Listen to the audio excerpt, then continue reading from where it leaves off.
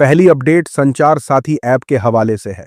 केंद्र सरकार ने एक ऐप निकाला है, संचार साथी ऐप। तमाम मोबाइल कंपनियों को कहा गया है कि जो भी नया फोन बनाओ उसमें ये ऐप जरूर डाल दो, उसके बाद फोन बेचो। सरकार का कहना है इस ऐप के जरिए लोग अपने खोए हुए मोबाइल को ब्लॉक कर सकते हैं। इस ब्लॉकिंग के बाद फोन 100% ब्लॉक हो जाएगा। कहीं भी इस्तेमाल होगा तो एजेंसियां उसकी लोकेशन पता कर सकेंगी। लोग फर्जी कॉल, नकली मैसेज या गलत व्हाट्सएप मैसेज को रिपोर्ट कर सकते हैं। सरकार ने फोन बनाने वाली कंपनियों को 90 दिनों का समय दिया है। वहीं विपक्षी दलों का कहना है कि सरकार ऐसा बोलकर लोगों की जासूसी करना चाहती है। ये सीधा सीधा जनता की प्राइवेसी पर हमला है। लोगों का कहना है कि संचार साथी ऐप आपके फोन में message, call detail, photo gallery, storage और कैमरा सब देखेगा।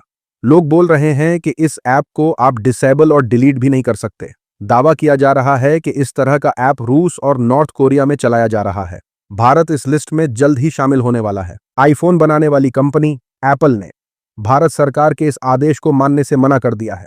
ऐप को इंस्टॉल करने से इनकार किया है। यूट्यूबर ध्रुव राठी ने कहा, बहुत बढ़िया काम कर दिया एप्पल कंपनी ने। इतना ही नहीं, बवाल इस बात पर भी है कि सरकार में बैठे नेता बोल रहे हैं लोग इस ऐप को हटा सकते हैं, जबकि उन्हीं की सरकार फरमान जारी करके बोल रही है ऐसा कोई ऑप्शन ही नहीं है। यूट्यूबर द देशभक्त ने कहा कि ये तो पहले ही डैमेज कंट्रोल मूड में आ गए। क्या ये लोग देश का हाल नाइजीरिया जैसा करके ही छोड़ेंगे? साला ये दुख का खत्म नहीं होता बे। उसी के साथ खबर निकल कर आई है बीजेपी नेता के हवाले से। महाराष्ट्र से बीजेपी नेता किरीट सोमैया से एक रिपोर्टर ने पूछा, आप बोल रहे हैं कि महाराष्ट्र में बांग्लादेशी आ गए हैं, हमारे देश के प्रधानमंत्री बांग्लादेश की प्रधानमंत्री को यहां क्यों रखे? इस सवाल का जवाब दो सर प्लीज। आप बोल रहे हैं कि महाराष्ट्र में बांग्लादेशी आए वाले हैं, हमारे देश के प्रधानमंत्री बांग्लादेश के प्रधानमंत्री को यहाँ क्यों रखे? इसका सवाल का जवाब दो सर। बीजेपी नेता के चेहरे का रंग उड़ गया। पत्रकार ने फिर पूछा, सर जवाब दो, यहाँ के मुसलमानों को तकलीफ हो रही है सर, देश के लोगों को तकलीफ हो रही है, आप जवाब दो। किरीट सोमैया ने कोई जवाब नहीं दिया, बल्कि सवाल टाल कर चले गए। और वहाँ के आए वाले बोल के यहाँ के मुसलमानों को, यहाँ के इंडियन लोगों को तकलीफ हो रही है सर। सोशल मीडिया पर चल रहा है कि मीडिया के रिपोर्टर अगर ऐसे ही सवाल करने लगे तो कोई नेता अपनी जिम्मेदारी से भाग नहीं सकेगा। साथ ही साथ लोग कहने लगे कि भाई, जब इनके लीडर मोदी जी ने एक प्रेस कॉन्फ्रेंस नहीं की तो ये छोटे रैंक के नेता क्या जवाब देंगे? सारे मिलके हमको पागल बना रहे। अगली अपडेट असम से सामने आई है। असम में मस्जिद के इमाम ने इतिहास रच दिया है। असम के करीमगंज में एक मस्जिद है, उसके ठीक सामने तालाब है।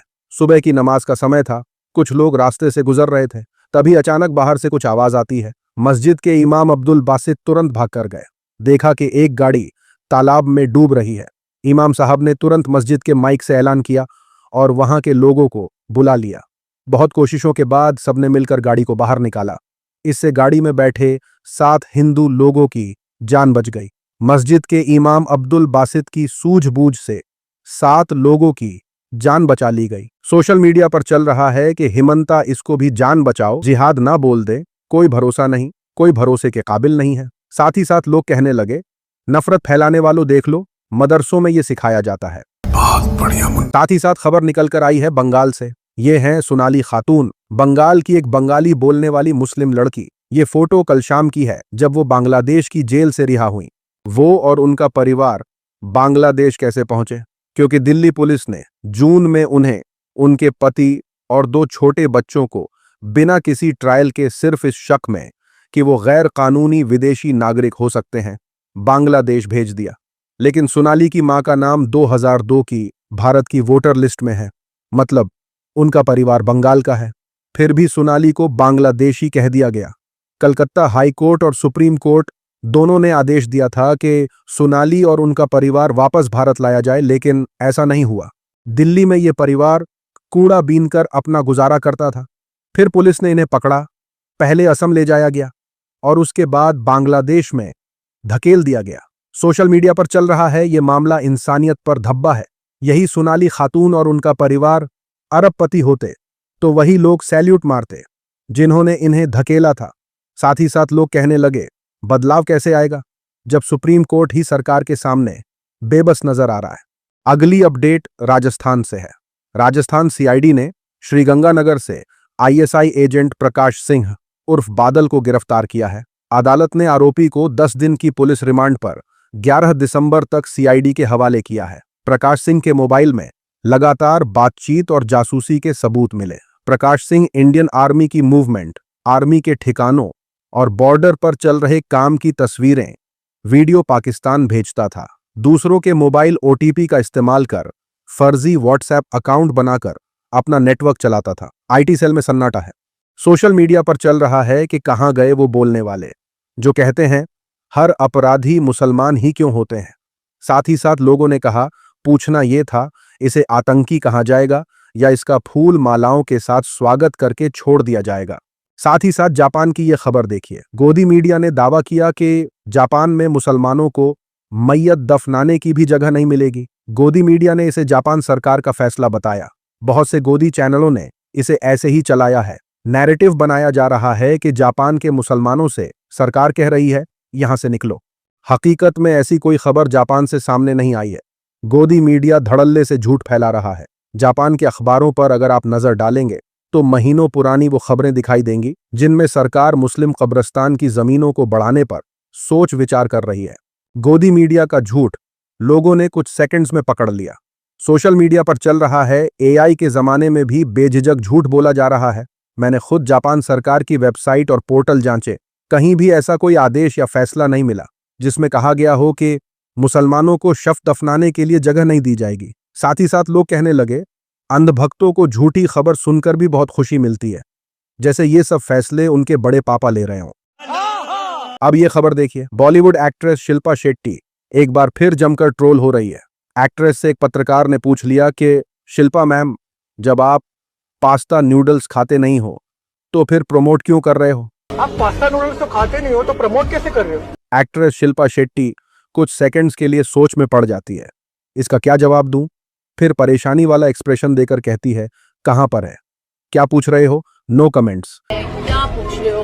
No comments. Actress Shilpa Shetty का ये वीडियो जमकर वायरल हो रहा है। सोशल मीडिया पर लोग बोल रहे हैं कि ये तो सनातनी भी नहीं है, फिर भी एक ढोंगी के स्टेज पर चढ़कर सनातन धर्म को प्रमोट कर रही थी। साथ ही साथ लोगों ने कहा हम चाहते हैं कि ऐसा ही सवाल कोई अजय देवगन और अक्षय कुमार से भी पूछे।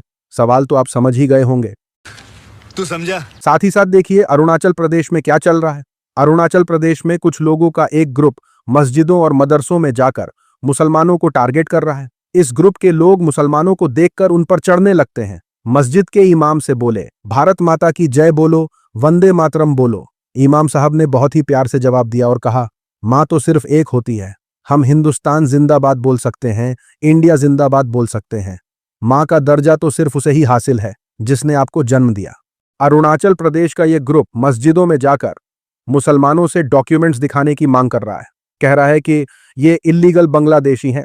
मुस्लिम समाज के अकीदे पर सीधा हमला करने की कोशिशों के बीच एक मुसलमान भाई ने बिना किसी डर के बहादुरी से अल्लाह के सिवा कोई माबूद नहीं की गवाही देकर अपना ईमान और हिम्मत दोनों साबित किया है। मोहम्मद रसूलुल्लाह। इसी बीच इन संगठनों ने जामा मस्जिद का दौरा किया। इन संगठनों ने हाल के दिनों में व्हाट्सएप पर कुरान की आयतों को तोड़ मरोड़ कर फैलाए जा रहे दावों पर चर्चा की। इस दौरान संगठनों ने मस्जिद मैनेजमेंट से मुलाकात की और उनसे मस्जिद से जुड़े सही डॉक्यूमेंट देने का दबाव बनाया। संगठनों के मुताबिक मस्जिद के जिम्मेदारों को सुबह तक जरूरी डॉक्यूमेंट जमा करने के लिए एक अल्टीमेटम जारी किया गया है। ये क्या मदरसा बना के रखे हो? नहीं, बिल्कुल नहीं होगा।